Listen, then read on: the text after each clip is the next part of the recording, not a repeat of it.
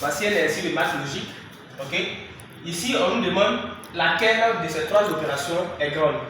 Ok. Ou encore est la plus grande. Nous avons ici 1, 2023 divisé par 2024.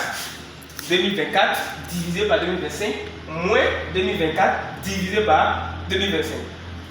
Alors ici, ne voyez pas ça en année, ok, mais plutôt une fraction, ok, c'est-à-dire des nombres.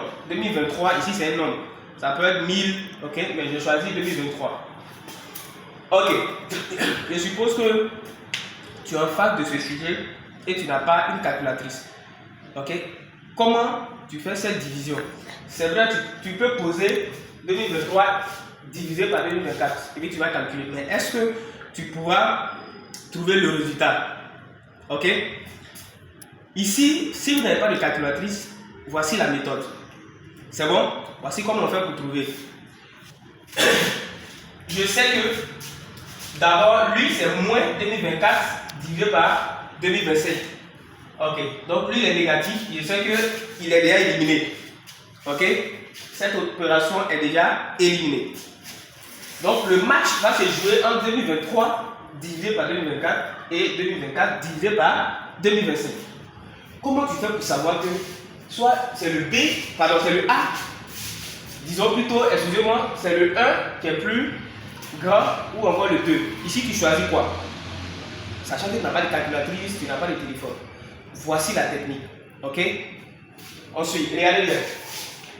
Qu'est-ce que vous remarquez ici? On a 2023. De 2023, on passe à quoi? 2024. Ils ont ajouté quoi? Ils ont ajouté plus 1.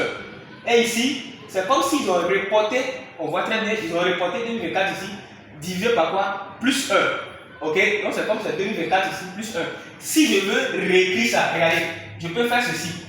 1, on suppose que 2023 c'est 1. Donc en bas ici, c'est comme ils ont fait 1 plus 1 qui fait quoi? 2 ici. On se comprend? Donc ici, c'est comme si c'est le 2 qui est en bas ici qui ont reporté. Donc on voit quoi? 2 divisé par quoi? 2 plus 1 qui est égal à 3. Est-ce que vous avez compris ça? Regardez. En fait, quand vous avez un exercice de mathématiques, cherchez la petite formule et puis une fois vous trouvez la logique, vous adaptez ça à l'exercice qu'on vous a donné. Ici, je choisis ça comme 1.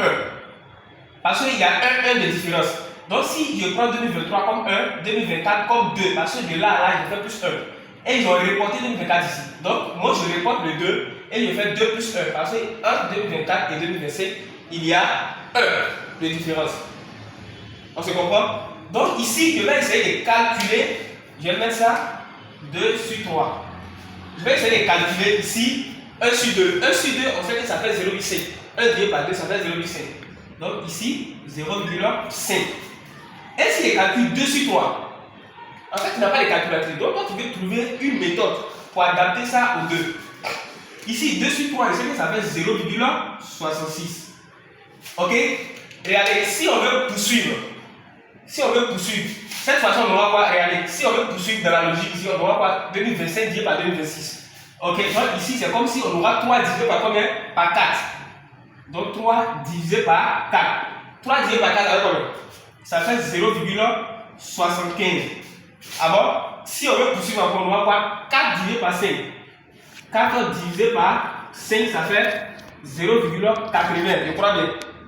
Et si on veut poursuivre encore, 5 divisé par 6, ça fait combien?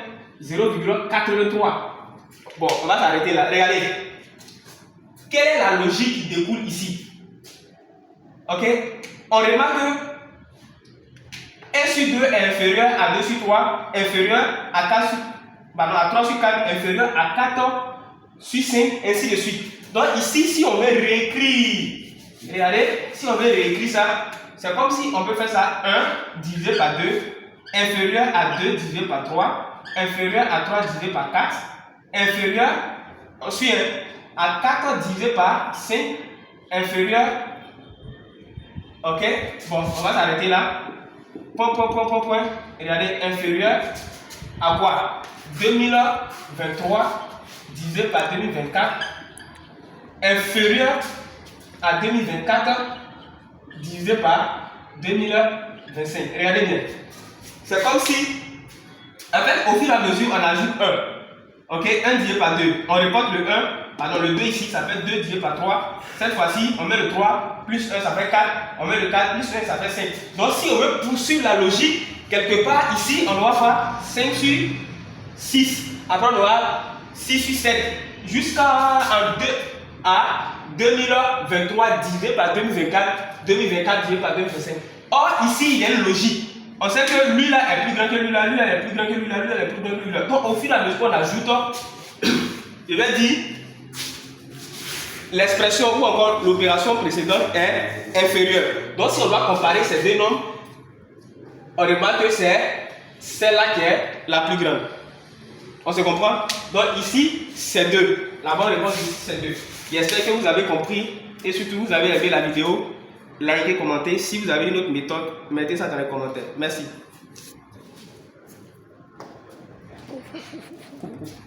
Découpez-y.